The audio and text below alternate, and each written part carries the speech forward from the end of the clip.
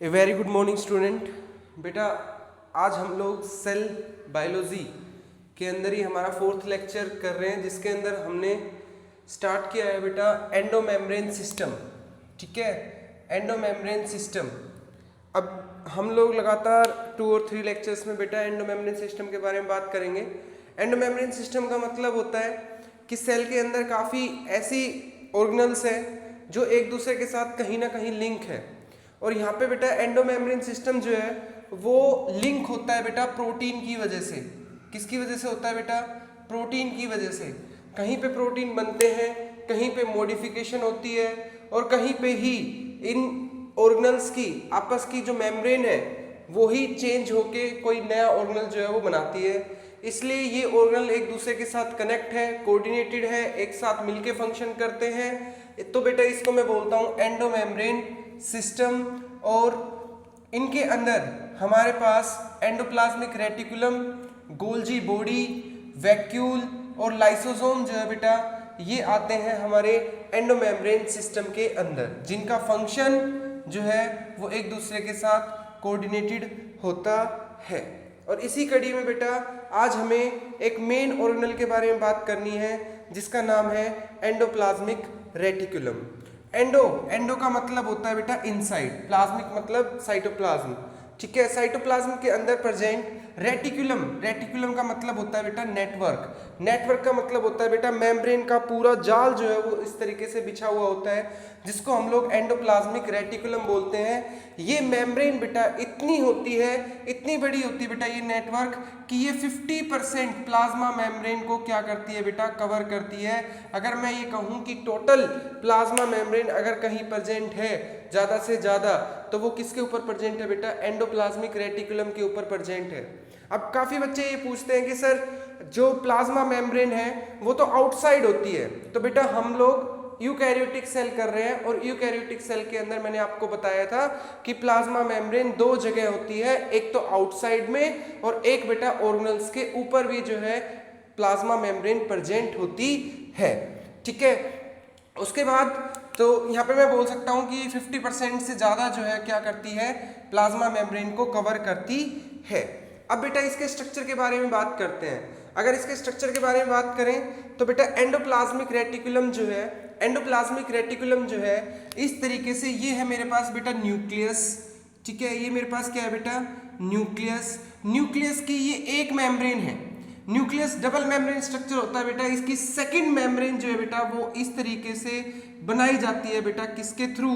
Plasma membrane के through. और वो किसकी प्लाज्मा मेम्ब्रेन है बेटा? एंडोप्लाज्मिक रेटिकुलम की है। तो मैं ये बोलूंगा कि न्यूक्लियस के ऊपर जो सेकंड मेम्ब्रेन आई वो किसने बनाई बेटा? एंडोप्लाज्मिक रेटिकुलम ने बनाई, जो कि एक नेटवर्क है जस्ट न्यूक्लियस के बाद। ठीक है, ये हमारे पास बेटा एंडोप्लाज्मिक रेटिकुलम है, जो कि इस तरीके से मेम्ब्रेन जो है ऐसे फोल्ड होके काफी नेटवर्क जो है वो बनाती है। ठीक है, अब इस एंडोप्लाज्मिक रेटिकुलम के ऊपर क्या प्रेजेंट होते हैं बेटा? आउटसाइड जो है क्या होता है बेटा? राइबोसोम प्रेजेंट होता है। क्या प्रेजेंट होता है बेटा? आउटसाइड राइबोसोम प्रेजेंट होता है। तो इस वाले राइबोसोम को हम लोग जानते हैं बेटा रफ एंडोप्लाज्मिक रेटिकुलम। और जिस साइड राइबोसोम नहीं होता उसको हम लोग बोलते हैं बेटा स्मूथ एंडोप्लाज्मिक रेटिकुलम। क्या बोलते हैं बेटा? स्मूथ एंडोप्लाज्मिक रेटिकुलम, जिसके ऊपर राइबोसोम नहीं होता और जिसके ऊपर राइबोसोम होता है। अब जिसके ऊपर राइबोसोम होता है, ठीक है, उसको हम लोग बोलते हैं रफ एंडोप्लाज्मिक रेटिकुलम। और राइबोसोम जो है बेटा प्रोटीन फैक्ट्री बोली जाती है। क्या बोली जाती है बेटा? प्रोटीन फैक्ट्री बोली जाती है। ठीक है, प्रोटीन फैक्ट्री बोली जाती है। अब प्रोटीन बेसिकली हमारी बॉडी में बहुत ही इंपॉर्टेंट वर्क करने वाले हैं, क्योंकि प्रोटीन से ही क्या बनते हैं बेटा? मेजॉरिटी ऑफ एंजाइम बनते हैं। क्या बनते हैं बेटा? मेजॉरिटी ऑफ एंजाइम बनते हैं। और एंजाइम आप लोग सब जानते हो कि बहुत ही ज़्यादा इंपॉर्टेंट केमिकल्स हैं, जो कि हम जब भी, जैसे मान लो सपोज करो, हम जो भी खाना खाते हैं उसको डाइजेस्ट करने में कहीं ना कहीं जो भी चीज़ यूज़ हो रही है वो कौन है बेटा? एंजाइम हो रहा है। जितने भी हमारी बॉडी के अंदर लाइफ प्रोसेस है उन सब के अंदर क्या चीज़ यूज़ होती है बेटा? एंजाइम यूज़ होती है, जो कि कहाँ से बनती है बेटा? प्रोटीन से बनती है। तो बेटा प्रोटीन बनना सेल के लिए एक इंपॉर्टेंट वर्क जो है वो है। ठीक है, अब यहाँ पे हमारे पास राइबोसोम सेल के अंदर एंडोप्लाज्मिक रेटिकुलम के ऊपर भी प्रेजेंट होते हैं और फ्री राइबोसोम भी होते हैं, और दोनों से ही क्या बनते हैं बेटा, प्रोटीन बनते हैं, लेकिन दोनों से अलग अलग जगह के लिए प्रोटीन बनते हैं। जो प्रोटीन हमें आउटसाइड द सेल चाहिए होते हैं, जो भी प्रोटीन हमें बेटा आउटसाइड द सेल चाहिए होते हैं, वो प्रोटीन हमारे राइबोसोम, जो राइबोसोम ER के ऊपर प्रेजेंट है, मतलब RER के ऊपर प्रेजेंट है बेटा, वो प्रोटीन मोस्टली एंडोप्लाज्मिक रेटिकुलम के ऊपर बनते हैं। और ये प्रोटीन RER के ऊपर बनने के बाद, RER रफ एंडोप्लाज्मिक रेटिकुलम के ऊपर बनने के बाद कुछ मॉडिफिकेशन के लिए वो एंटर कर जाते हैं बेटा, यहाँ पे बन रहे हैं, जैसे मान लो यहाँ पे बन रहे हैं तो इस साइड एंटर कर जाएंगे बेटा, इसकी ल्यूमन में एंटर कर जाएंगे। जैसे मान लो ये ल्यूमन है, ये ल्यूमन है, यहाँ पे मेरे पास एक राइबोसोम की लार्ज यूनिट है, एक राइबोसोम की स्मॉल यूनिट है, ठीक है। यहाँ पे जो है प्रोटीन बनते हैं, प्रोटीन बनने के बाद एंटर कर जाएंगे बेटा इस ल्यूमन में, ठीक है। इस ल्यूमन में जो है वो एंटर कर जाएंगे। ल्यूमन में एंटर इसलिए करते हैं क्योंकि एंडोप्लाज्मिक रेटिकुलम थोड़ी बहुत जो है यहाँ पे क्या करता है बेटा, मॉडिफिकेशन करता है। क्या करता है बेटा, मॉडिफिकेशन करता है। इस ल्यूमन के अंदर क्या होती है बेटा, ज्यादा नहीं, कुछ मॉडिफिकेशन जो है वो करता है, क्योंकि मोस्टली मॉडिफिकेशन बेटा नेक्स्ट जो ऑर्गेनल आएगा गोल्जी बॉडी उसके अंदर होने वाली है, और कहीं ना कहीं एक दूसरे के साथ कनेक्ट है, इसीलिए मैं इनको एंडोमेम्ब्रेन सिस्टम के नाम से जान रहा हूँ। कुछ जो है मॉडिफिकेशन यहाँ पे की गई, जैसे मान लो ग्लाइकोप्रोटीन बनाना है। ग्लाइकोप्रोटीन वो प्रोटीन होता है जिसके पास ग्लूकोज होता है।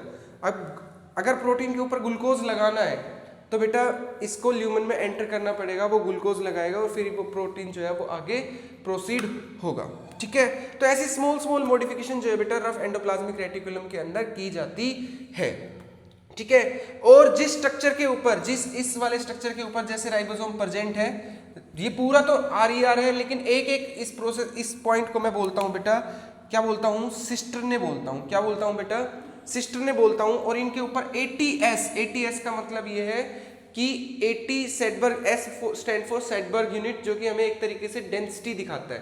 क्या दिखाता है बेटा, डेंसिटी दिखाता है, ठीक है। राइबोसोम प्रोटीन सिंथेसिस में, और कैसे राइबोसोम एक मेम्ब्रेन के ऊपर अटैच होता है, जैसे मान लो ये हमारी एंडोप्लाज्मिक रेटिकुलम की मेम्ब्रेन है, इसके ऊपर राइबोसोम जो है बेटा, राइबोसोम जो है वो 2 यूनिट से बना हुआ था, एक स्मॉल यूनिट और एक लार्ज यूनिट, ठीक है। तो लार्ज यूनिट अटैच होती है बेटा bye protein that is ribophorin की वजह से ये अटैच होते हैं, ठीक है। और जो ये फोल्ड है, जो कि स्मूथ एंडोप्लाज्मिक रेटिकुलम के ऊपर है और जिनके अंदर राइबोसोम नहीं है, उनको हम लोग बोलते हैं बेटा टिब्यूल्स। क्या बोलते हैं, टिब्यूल्स। ये आगे चल के आप देखना लिपिड स्टीरोल सिंथेसिस वगैरह करने में काम आएंगे, ठीक है। इसके अलावा एक स्ट्रक्चर और होता है, यहाँ से प्रोटीन बनते हैं और बेटा ऐसे पैकेट की फॉर्म में यहाँ से टूट के इस तरीके से वेसिकल बनाते हैं। क्या बनाते हैं बेटा, वेसिकल बनाते हैं। देखो ये एंडोप्लाज्मिक रेटिकुलम है, इसमें प्रोटीन ने एंटर किया मॉडिफिकेशन के लिए। मॉडिफिकेशन के बाद ये क्या करेगा बेटा, बाहर की तरफ निकलेगा और एक एंडोप्लाज्मिक रेटिकुलम की मेम्ब्रेन जो है इस प्रोटीन को ऐसे कवर कर लेगी, ठीक है। जैसे खाना हम लोग बनाते हैं, अगर हम उसको कहीं भेजना है तो हम लोग क्या करेंगे बेटा, उसको पैक करेंगे। उसको पैक करने के लिए क्या आएंगी, एंडोप्लाज्मिक रेटिकुलम की मेम्ब्रेन आएगी। अब जब ये पैक हो गया तब हम लोग इसको बोलते हैं बेटा वेसिकल। इसके बाद ये जाएगा बेटा हमारा कहाँ पे, गोल्जी बॉडी के अंदर, जो कि हमारा नेक्स्ट टॉपिक होगा, ठीक है। तो ये स्ट्रक्चर था बेटा। अब हम लोग बात करते हैं किसके बारे में, रफ एंडोप्लाज्मिक रेटिकुलम के फंक्शन के बारे में। तो मैं बता चुका हूं क्या बनाएंगे बेटा, प्रोटीन बनाएंगे, मॉडिफिकेशन ऑफ प्रोटीन करेंगे और इसको ट्रांसपोर्ट कर देंगे किसके पास बेटा, गोल्जी के पास। नेक्स्ट बात आती है बेटा smooth endoplasmic reticulum. Smooth endoplasmic reticulum mostly वो प्रोसेस करेंगे जिनके अंदर ऑयल, वैक्स ये सब बनेंगे, मतलब ये बनाएंगे बेटा लिपिड। क्या बनाएंगे बेटा, लिपिड। और आपको पता है बेटा लिपिड जो है मोस्टली कहाँ चाहिए होता है बेटा, प्लाज्मा मेम्ब्रेन के ऊपर चाहिए होता है। दूसरा स्टीरॉइड। स्टीरॉइड जैसे मान लो आपके जो भी केमिकल्स होते हैं, एक्स्ट्रा केमिकल्स जो कि होते हैं प्रोसेस, लाइफ प्रोसेस को चलाने के लिए, उनके लिए जो है वो काम आएंगे। स्टीरॉइडल हार्मोन, ठीक है। स्टीरॉइडल हार्मोन जो है बेसिकली बेटा स्मूथ एंडोप्लाज्मिक रेटिकुलम के थ्रू बनाए जाते हैं, ठीक है। Detoxification of drug. Detoxification of drug को बेटा ब्रेक डाउन करने में कौन काम आता है बेटा, स्मूथ एंडोप्लाज्मिक रेटिकुलम जो है वो काम आता है। जैसे मान लो जैसे मान लो कोई भी ड्रग आप एंटर करते हो तो सबसे पहले बेटा वो क्या करता है, लीवर के पास जाती है और लीवर जो है उसको ब्रेक डाउन करता है। ठीक है, तो लीवर के अंदर मैं ये बोल सकता हूँ कि स्मूथ एंडोप्लाज्मिक रेटिकुलम जो है वो बहुत ही ज़्यादा होता है, स्मूथ एंडोप्लाज्मिक रेटिकुलम बहुत ही ज़्यादा होता है।